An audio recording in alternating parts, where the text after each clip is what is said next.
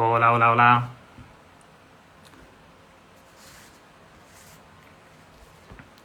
Bueno, ya veo que se va conectando la gente. Vamos a dar un minutito.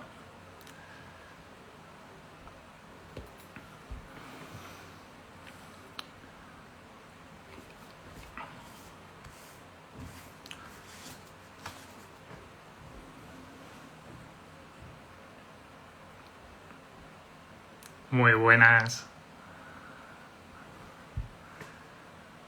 Muchas personas conocidas por aquí. Qué a gusto.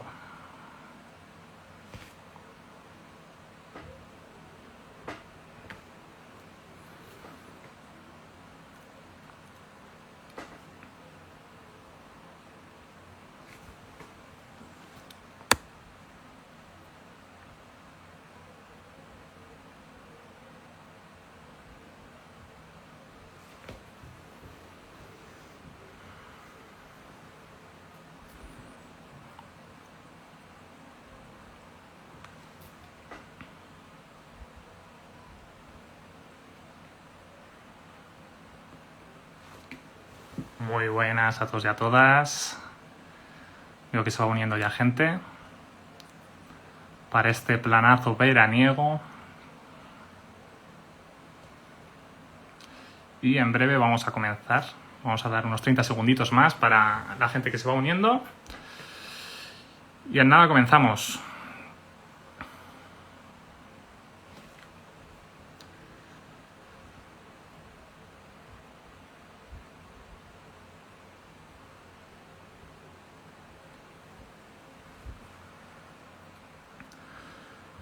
Bueno, pues comenzamos. Bienvenidos y bienvenidas a la sección de Sicara Foco a Foco, el programa de entrevistas sobre psicología donde las preguntas las haces tú. Y esta semana tenemos a una persona muy especial, a Nacho Roura, con la entrevista La importancia de tus ritmos. Bueno, ¿quién es Nacho? Nacho es un psicólogo con posgrado en investigación en neurociencias clínicas y cognitivas, con especialización en neuropsicología en la Maastricht University. Sus principales intereses de investigación están centrados en las alteraciones en los ritmos circadianos en poblaciones clínicas, especialmente en mujeres con trastornos psiquiátricos en la posmenopausia. Además, cabe mencionar que cumple una importante labor divulgativa en su cuenta Neuronacho, la cual os recomiendo mucho que visitéis, donde trata de divulgar neurociencia y psicología desde una perspectiva crítica y científica. Entonces, si os parece, le vamos a dar paso para que se conecte ya con nosotros.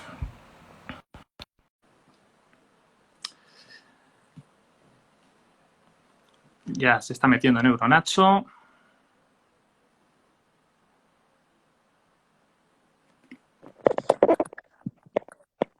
Hola Nacho, Hola Javi, ¿qué tal? ¿Cómo estás? muy bien, ¿me escuchas bien? Perfectamente. ¿Tú a mí me escuchas bien? Perfecto, perfecto. Muy bien. Pues nada, antes de comenzar, he de decir que me hace especial ilusión tenerte aquí. Nosotros coincidimos en el CEPI, en el colectivo de estudiantes de psicología, pues hace ya unos años, y poder volver a encontrarnos aquí, en este entorno, en una entrevista sobre psicología y hablando sobre lo que nos apasiona, pues la verdad es que me hace especial ilusión. Así que bueno, bienvenido. A mí también, y bueno, muchísimas gracias por querer contar conmigo para esto, estoy encantado. Y encima de que me entrevistes tú, pues nada, un lujazo. La verdad es que sí. Y bueno, para comenzar con la entrevista, la importancia de tus ritmos, me gustaría hacerte una pregunta muy general y es, ¿por qué a un psicólogo le podrían interesar los ritmos circadianos? Pues, a ver, principalmente porque los ritmos biológicos es algo que se dan en todas las especies de seres vivos. Se dan también, o sea, se dan en las plantas, o sea, es algo que nos une a nuestro pasado evolutivo. Antes de nada, ¿qué son los ritmos biológicos? Pues los ritmos biológicos son una serie de parámetros fisiológicos de nuestro cuerpo que varían con una determinada frecuencia. Y desde luego, pues nuestro estado fisiológico, nuestro estado de nuestro cuerpo y desde luego el estado de nuestro cerebro, que es el generador de nuestras conductas, de nuestras emociones y de nuestros pensamientos, pues se ve influenciado por estos ritmos biológicos.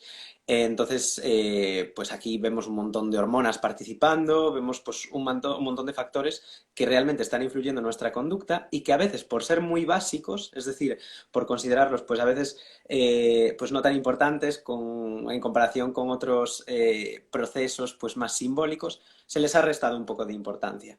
pero es algo que nos une a nuestro pasado evolutivo, es algo que nos recuerda que dependemos mucho de nuestro entorno y bueno, pues tiene una influencia en nuestra conducta y en nuestros pensamientos que es increíble. Y por eso me parece tan interesante estudiar los ritmos biológicos desde el punto de vista de la psicología y desde la neurociencia. Es decir, entonces la importancia reside realmente, bueno, en que al fin y al cabo es algo que está influyendo en nuestro comportamiento, en nuestra conducta, y nosotros como psicólogos es algo que tenemos que tener en cuenta. Pero a mí me gustaría saber, y a nuestros seguidores, ¿qué es lo que marca los tiempos de los ritmos circadianos? Pues nosotros, los seres humanos, contamos con una serie de estructuras celulares, es decir, un conjunto de células que responden de una manera determinada ante determinados estímulos. Y sobre todo, responden de esta manera especialmente ante determinados estímulos de nuestro ambiente, por ejemplo, específicamente la luz o la temperatura de nuestro ambiente. En este caso, bueno, tengo aquí al que bueno, yo llevo a todo tipo de eventos de este estilo.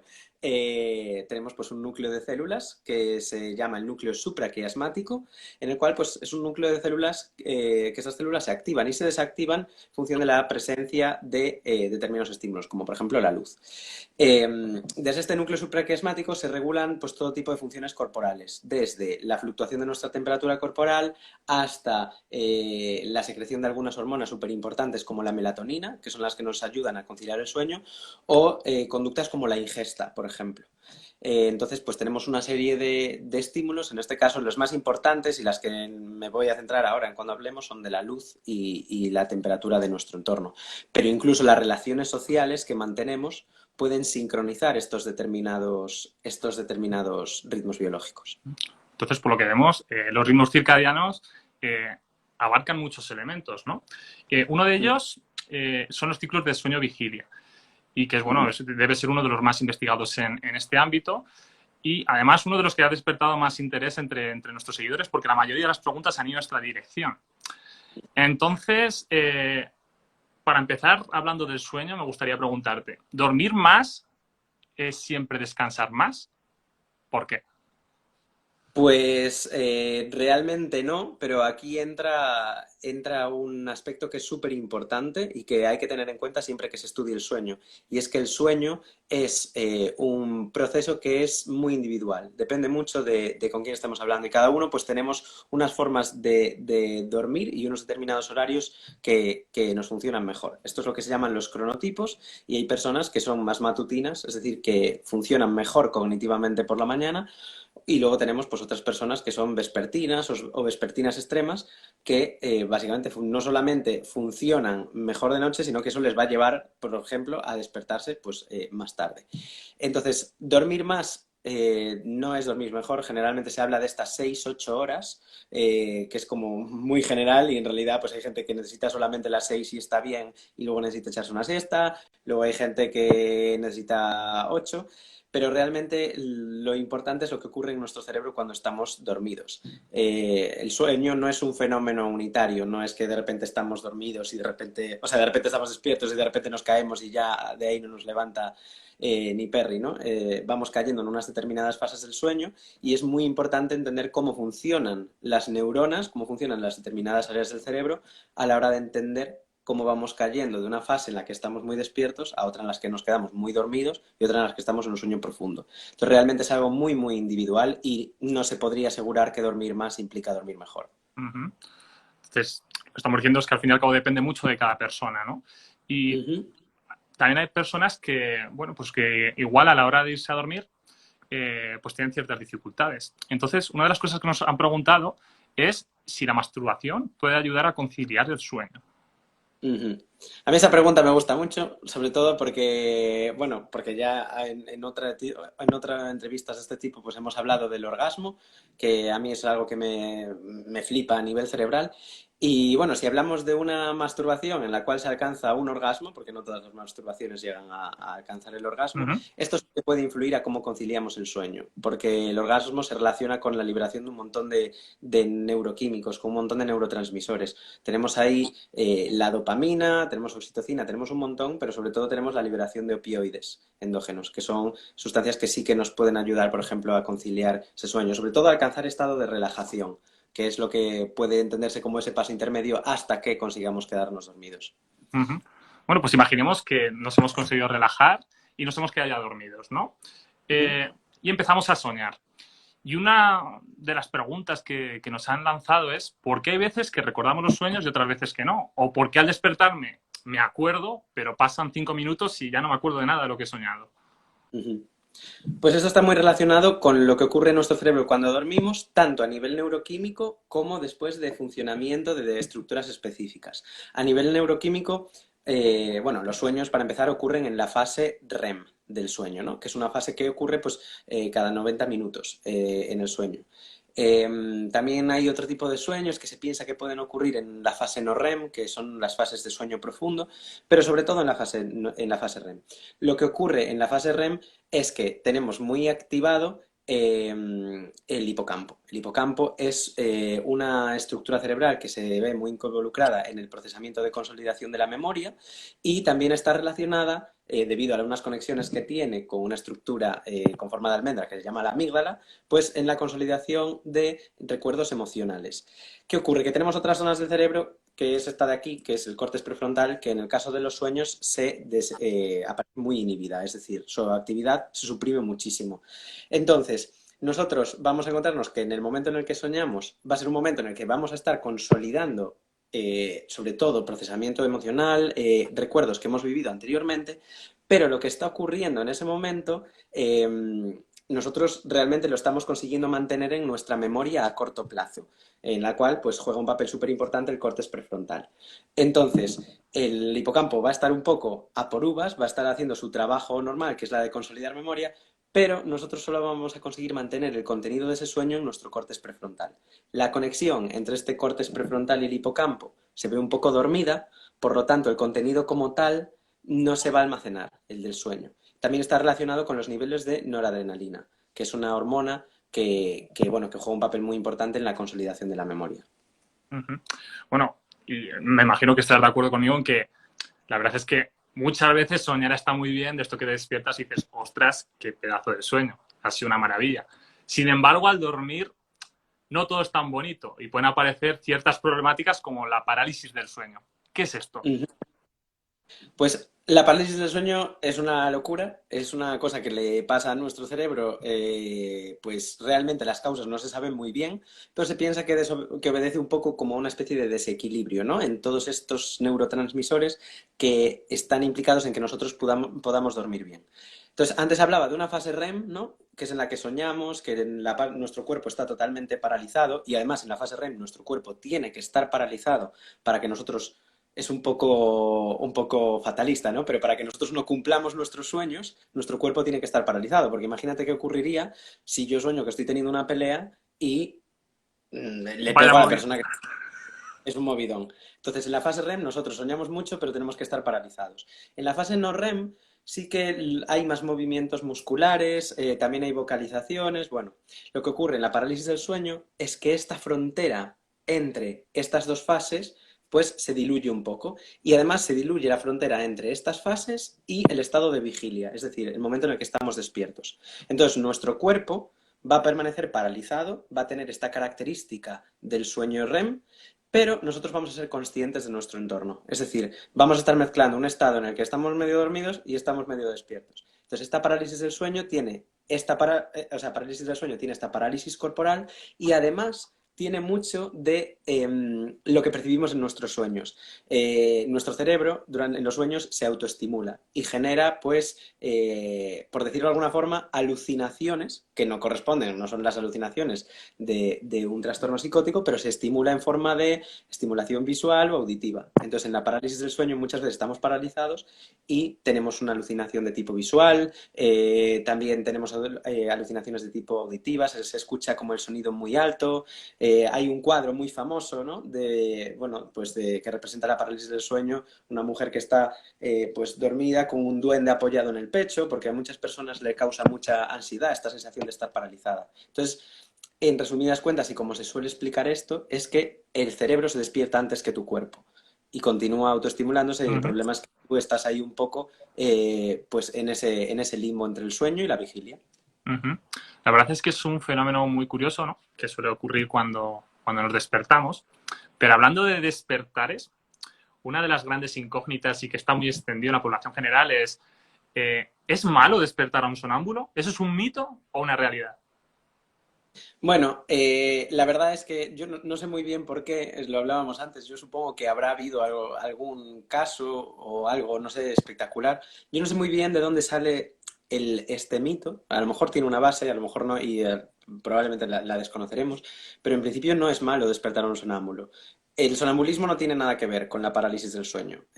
Tampoco tiene nada que ver con otros tipos de trastornos de la fase REM, como el trastorno de conducta de la fase REM, pero porque el sonambulismo es propio de la fase no REM, es decir, de las fases profundas del sueño. Entonces la persona ahí, pues, por lo que se sabe acerca del cerebro, se piensa que la persona no está soñando ahí, simplemente pues estos mecanismos de control motor están actuando un poco independientemente de la voluntad de la persona. Simplemente lo que se recomienda es que si tú conoces a alguien que es sonámbulo, que además el sonambulismo está bastante, pues sobre todo se da en la infancia, en torno a los 10 12 años se piensa que ya disminuye bastante este tipo de fenómeno de sonambulismo, pero está muy ligado también a situaciones de estrés. Es como, bueno, pues es algo que en realidad nos podría pasar a cualquiera. Y la recomendación de si ves a alguien que está teniendo, pues que está en medio del pasillo, caminando, haciendo algo y está dormido, la recomendación suele ser pues simplemente reconducirle hacia su cama. Además, como está en esta fase de no REM, pues lo más probable es que la persona al día siguiente ni siquiera se acuerde de que ha tenido este ataque de sonambulismo y lo más probable es que si la despierta se encuentre desorientada, pero nada más. Obviamente eso que te decía antes, a lo mejor si la despiertas de un grito, se asusta y te da un codazo, pero no se va a volver más violenta por ser sonámbula, que es como una de estas cosas que dicen, uff, es que le puedes alterar muchísimo, pues no sé, es que yo he leído muchas cosas de esto y algunas no sé muy bien de dónde salen. Entonces, básicamente, lo ideal es reconducir a la persona hacia la cama y hasta donde yo sé, no se habla de ningún tipo de perjuicio. O sea que esta afirmación parece acercarse más a un mito, pero bueno, por si acaso, mejor no despertar a la persona sonámbula porque nadie quiere llevarse un codazo en los dientes.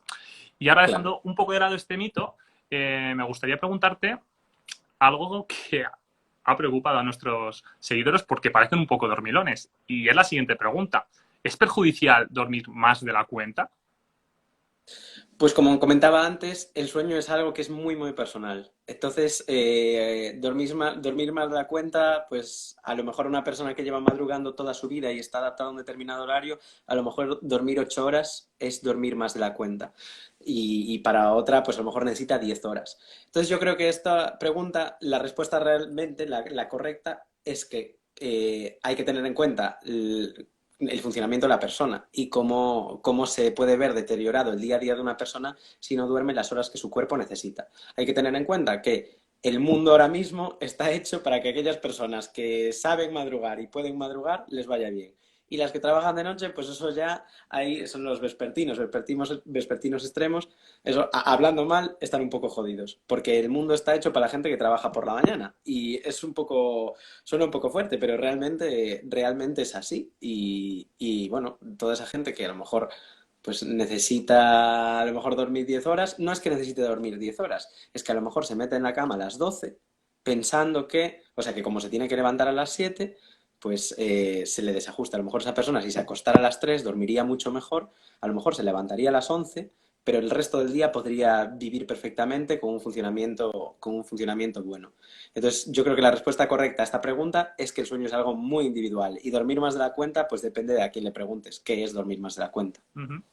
Y bueno, tú lo has nombrado, ¿no? Que, bueno, también hay personas que, bueno, que trabajan de noche por su puesto de trabajo. Entonces, ¿qué efectos específicos puede tener a largo plazo trabajar de noche? Pues esto es una de las líneas de investigación que está ahora mismo con más impulso. Es de las que están llamando mucho más la atención. También a la hora de desarrollar determinados tipos de tratamientos. Se hacen tratamientos, algunos con luz azul, otros pues tratamientos farmacológicos también. A largo plazo esto aún se está estudiando. Pero sobre todo se habla de problemas más de tipo neuropsicológico, sobre todo relacionados con atención, memoria, se habla mucho de la memoria verbal, también con problemas como de gestión emocional. Pero esto yo aquí creo que hay que ser muy cuidadosos porque a lo mejor una persona que tenga un cronotipo de vespertino extremo, es decir, que le venga muy bien trabajar de noche, a lo mejor no va a tener ningún tipo de alteración neuropsicológica, porque su cuerpo, y es muy importante decir que los cronotipos es algo que están influenciados genéticamente. Y realmente tenemos poquito que hacer ahí. Tenemos pautas conductuales, pero como que tenemos la idea de que hay que funcionar unas determinadas horas y bueno, en la sociedad en la que estamos sí, pero cada vez más se ve que en recursos humanos, en determinadas empresas, están teniendo esto en cuenta y flexibilizando los horarios. Entonces, bueno, en personas que no sean vespertinas extremas, en personas que trabajen mejor de la mañana, imponerles un trabajo de noche, pues tendrá consecuencias tanto a nivel de ansiedad, también futuros problemas para dormir, porque se están autodesregulando sus ritmos, y también de atención y de memoria y concentración. Son de lo que más he leído yo que hay en este tipo de personas. Porque al fin y al cabo el sistema actual de producción capitalista que tenemos en las culturas occidentales pues quizás no se adapta muy bien a estos ritmos. Pero porque lo que has comentado, hay empresas que sí que están empezando a verle la utilidad, a invertir en mejoras para crear una sociedad más saludable y que sus trabajadores estén más sanos en lo que se refiere a salud del sueño. ¿Tú crees que había algunas mejoras que podrían proponerse para mejorar en este aspecto? Bueno, yo creo que la línea es esa. La línea sobre todo es la de intentar flexibilizar al máximo. Bueno, desde luego esto no tiene que quitar otro tipo de medidas como son un sueldo digno, ¿no? O unas horas de trabajo pues que te permitan vivir para otra cosa que no sea trabajar. Pero bueno, eso ya es otro tema que no es tanto psicológico. Bueno, también. Pero sobre todo yo creo que la línea está en flexibilizar y en... Aquí yo creo que la neuropsicología juega un papel fundamental y donde los ritmos circadianos también se fusionan con la neuropsicología, que es que no funcionamos igual a todas las horas del día. Ni todos funcionamos de la misma forma por la noche, ni todos funcionamos de la misma forma por la mañana. Hay tareas que es mejor hacerlas por las mañanas, otras que es mejor hacerlas por la noche, y aquí es donde donde hay que estudiar más. Entonces, desde luego, yo aquí ya barro para casa, que es que todas estas medidas tienen que estar basadas en una evaluación, en un tipo de asesoramiento neuropsicológico. Y bueno, ahora me gustaría dar un giro a la entrevista y Uh -huh. hablar de algo que es muy nuestro, la siesta. ¿Podríamos decir que la siesta es beneficiosa? Es decir, ¿puede servir quizás para paliar la falta de sueño nocturno? A ver, aquí esto es importante, que el tipo de investigación que se está haciendo con respecto a las siestas es de estas últimas 2 décadas. Mi opinión personal es que la siesta, por supuesto, que es maravillosa y yo necesito una siesta de 15 minutos por lo menos para hacer algo. A nivel científico, sí que se encuentran, hay algunos estudios que hablan de que algunas siestas, y sobre todo de las siestas que duran entre 10, 20 minutos, como mucho ya 30, tienen beneficios a nivel sobre todo de concentración y de memoria. Esto, bueno, hay que tener en cuenta que hay diferencias entre los estudios, hay muchos estudios y dentro de los que hay, pues cada uno evalúa unas cosas y, bueno, que hay que ser precavidos porque aún es algo que no está aún sobre piedra, no es una verdad universal. Y también es algo que depende mucho de factores culturales. Entonces depende mucho de cómo tengamos dividido nuestro horario de producción. Sí que, por ejemplo, Google es el típico ejemplo, ¿no? Que sí que tiene instalaciones dedicadas a que las personas cuando lo necesiten se vayan a echar una siesta. Pero bueno, luego también se ve que tienen otro tipo de beneficios, sobre todo a nivel cardiovascular. Pues yo, por ejemplo, leí un par de estudios que hablan de los beneficios a nivel cardiovascular, sobre todo en personas con hipertensión, de echarte siestas de máximo 20-30 minutos. Uh -huh. Entonces, basándonos en esto y teniendo en cuenta que todo es preliminar y que hace falta mucha más investigación, porque la conclusión de la investigación es que siempre hace falta investigar más, Eso es cierto. eh, pues basándonos en esto, la siesta me parece prometedora. Yo la verdad es que la practico y al menos 13 minutitos intento echarme. Pero creo que lo has nombrado ya. ¿Cuánto debería durar más o menos una siesta? De lo que se habla, bueno, una siesta jamás puede sustituir a un sueño en condiciones, o sea, un sueño fragmentado no va a tener la misma calidad que un sueño continuo. que eso es importante también recalcarlo, pero se calcula que entre 10, 20 minutos y ya como mucho, por lo que he podido leer, hasta 30 minutos. Ujú. Ahora hemos estado hablando de diferentes aspectos del sueño, pero como psicólogos pues tenemos especial interés en lo referido a la salud mental. Por eso me gustaría que hablases sobre la relación entre el sueño y los trastornos psiquiátricos. Bueno, este es un tema en el que yo ahora, ya a lo largo de este último año, ya pues me he metido un poquillo más ahí y ahora durante este año que viene, pues ya voy a estar ahí de lleno y me parece que es muy importante mencionar que o sea, que las alteraciones en el sueño pueden ser una alteración en sí misma, es decir, podemos tener diferentes tipos de insomnios o de otro tipo de alteraciones que constituyan en sí mismo un síndrome o pueden ser síntomas de otro tipo de trastornos o de otro tipo de enfermedades. Yo creo que es muy interesante entender que sabemos muy poco del sueño y que, como decíamos antes, el sueño tiene una función de reparación física, pero también tiene una fase muy importante a nivel neuropsicológico, sobre todo en lo que respecta a la memoria, también de atención, concentración, lenguaje. Entonces, entender que las alteraciones en el sueño van a repercutir después en cómo nos comportamos, en cómo pensamos y en cómo sentimos, y sobre todo en cómo procesamos estas emociones, pues es súper importante. El ejemplo más claro se ha estudiado pues tanto en trastornos como puede ser la anorexia, como en depresión, y luego a nivel neuropsiquiátrico en otro tipo de enfermedades neurodegenerativas como las alfa-sinucleopatías, dentro de las cuales está el Parkinson, en las cuales hay alteraciones del sueño que se manifiestan entre 10 y 20 años antes de que empiecen los síntomas principales del Parkinson. Entonces, entender que estas alteraciones del sueño pueden servirnos para predecir cómo puede evolucionar una persona, a mí personalmente me parece una barbaridad. En el caso del Alzheimer también se ha estudiado, bueno, cómo diferentes tipos de ondas que ocurren durante la fase no REM se relacionan con un mayor depósito de la proteína beta-amiloide, por ejemplo, que es la que bueno, es bueno, la fisiopatología casi principal o de las principales en el Alzheimer, pues es algo que nos puede decir, bueno, si a lo mejor concienciamos a la gente de que es importante tener un buen sueño y cómo detectar que estamos teniendo problemas de sueño, a lo mejor esto nos puede ayudar a prevenir que estos síndromes puedan empeorar en un futuro. Entonces, por concluir, podríamos decir que los cambios en el sueño podrían ser como un indicador de que puede haber algún problema en nuestra salud mental. Pueden serlo. Yo creo que es desde luego en ciencia siempre está el puede que sí. Pero ahora mismo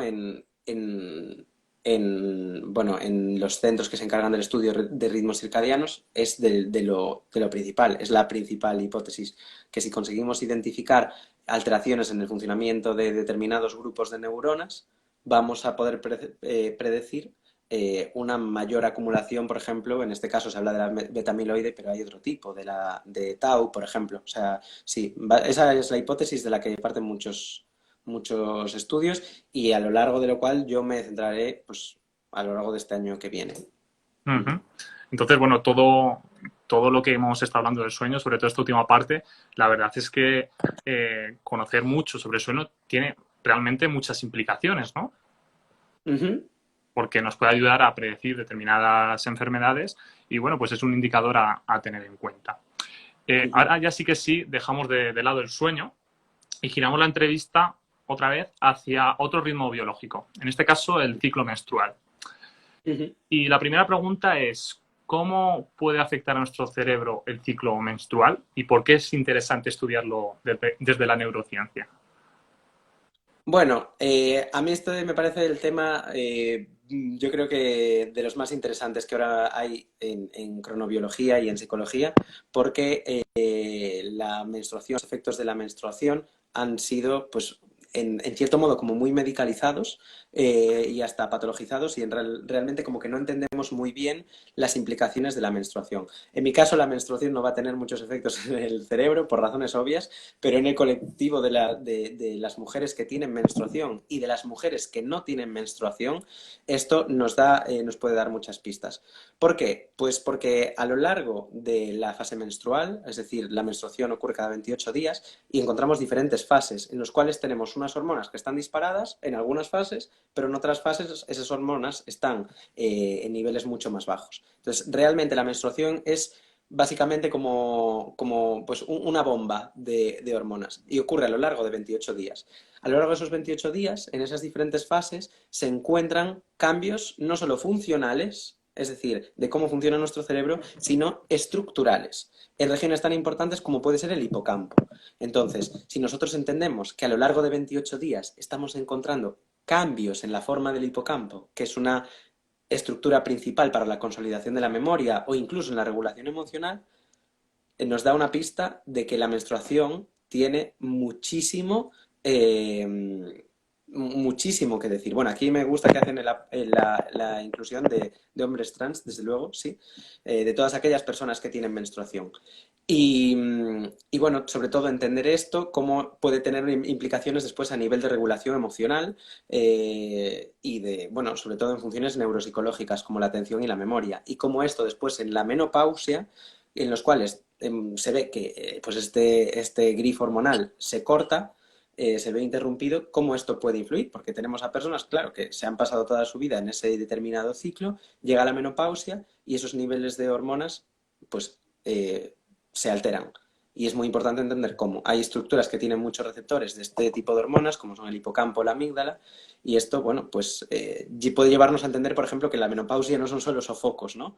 Que es como, que está como, bueno, pues menopausia, en plan, sofocos y no puedes tener hijos. No, hay muchos tipos de fenómenos psicológicos aquí. Hay ansiedad, hay depresión, hay problemas de atención, hay problemas de memoria. Es un campo que en realidad está muy poco estudiado y que, bueno, a mí me parece súper importante estudiar porque, o sea, es un aspecto vital de la vida de las personas que tienen menstruación, claro. Ujú. Bueno, me parece muy, muy interesante sobre todo este último apunte que has hecho, ¿no? La menopausia, que no solo son sofocos, ¿no? Sino que puede haber mucho más detrás. Y de ahí, pues, el interés de investigar los ritmos circadianos, bueno, los ritmos biológicos en este caso, y todo lo que hemos estado hablando a lo largo de la entrevista. A este punto ya terminamos de hablar de ritmos biológicos, pero antes de acabar, para dar un cierre general y hablar sobre algo que nos incumbe tanto a Sicara como a la cuenta de Neuronacho, a la divulgación científica, es por qué crees que es tan importante la divulgación científica en psicología, especialmente en la neurociencia, como es tu caso. Pues, bueno, a mí, yo estoy como en el camino de intentar hacer divulgación. Es algo que me gusta, no sé si lo hago bien o lo que sea, pero es algo Lo haces muy bien, ya a te lo mí, digo yo. bueno, gracias. Pero básicamente creo que en el caso de la psicología y la neurociencia es muy importante hacer divulgación porque hay muchos mitos. Y los mitos vienen de una cuestión que es muy sencilla, y es que parece que como todos pensamos, como todos sentimos y como todos ejecutamos conductas, parece que todo el mundo puede hablar de esto. Y de que todo el mundo hable de esto vienen muchos mitos. Entonces yo creo que es muy importante abogar por una divulgación científica de la psicología, porque la psicología es una ciencia, se rige por el método científico, la neurociencia también lo es, y es muy importante hacer una divulgación de calidad para que no haya, sobre todo, pues, no sé, realmente muy pocas personas a lo mejor sabrían qué hacer cuando una persona de tu alrededor le está dando un ataque de pánico, por ejemplo, o podría entender qué es lo que sucede en tu cerebro cuando estás teniendo ansiedad. Y son aspectos que nos pasan a todos, pero bueno, ya que la educación más formal, a nivel, por ejemplo, de educación emocional o en términos de nuestro cerebro, por lo menos a lo largo de mi educación, ha ignorado todos estos aspectos, yo creo que la divulgación en neurociencia y psicología pues, tiene que ahora mismo suplir esta función y que gente con algunos estudios que pueda interpretar las investigaciones las haga accesibles. Porque a veces parece que la neurociencia es muy compleja y sí lo es, el cerebro es el gran desconocido, es el gran misterio, pero cada vez sabemos un poquito más. Y si se divulga bien y se intenta explicar bien qué ocurre y cómo se hacen los estudios y sobre todo cómo llegamos a los resultados a los que llegamos cuando hacemos una investigación, la gente pues podremos ser cada vez más conscientes de qué tenemos aquí dentro, que bueno, que hasta yo lo descubrí en la carrera, pero antes, bueno, sí, cerebro, hígado y riñones, es como, bueno, pues un órgano más. Y bueno, no digo que estos no sean importantes, claro que sí, pero bueno, como que desde mi punto de vista falta como una visión más comprensiva de la neurociencia y la psicología. La verdad es que estoy completamente de acuerdo contigo. De hecho, bueno, algunas de las preguntas reflejaban un poco los mitos que hay instaurados en la sociedad. Yo también creo, que en línea también lo has comentado, que muchas veces el cuerpo científico de la psicología, de la neurociencia, parece muy poco accesible para la población general. Entonces, también los psicólogos y psicólogas pues tenemos que hacer esfuerzos en intentar acercar esa realidad y hacerla accesible a todo el mundo, ¿no? Y creo que es una importante labor que tenemos que llevar a cabo y la verdad es que creo que lo haces muy bien. Y ya para acabar la entrevista, quiero animar a todas las personas que la han visto que sigan a Neuronacho y que, bueno, que se dejen de deletar por otros vídeos de este estilo, que la verdad es que lo haces muy bien. Y nada, que ha sido un placer tenerte aquí, Nacho, y bueno, que esperamos verte próximamente. Pues muchas gracias, Javi. Y bueno, ha sido un placer. Y la próxima vez pues nos veremos en persona, espero. Eso espero, eso espero. Bueno, un abrazo muy fuerte, Nacho, que vaya muy Un bien. abrazo. Gracias a todos. Hasta Hasta luego. luego. Bueno, y con esto hemos terminado ya la entrevista de esta semana, la importancia de tus ritmos. Muchísimas gracias por estar ahí, por todas vuestras preguntas, que la verdad es que no hemos podido contestar a todas porque había muchísimas, pero bueno, la verdad es que es un placer intentar divulgar la psicología, colaborar con otros colegas, como en este caso Nacho, y bueno, por darnos todo vuestro apoyo a esta sección que está teniendo mucho éxito, a los miércoles de ¿Sabías qué? Y bueno, nos vemos más adelante. Un abrazo.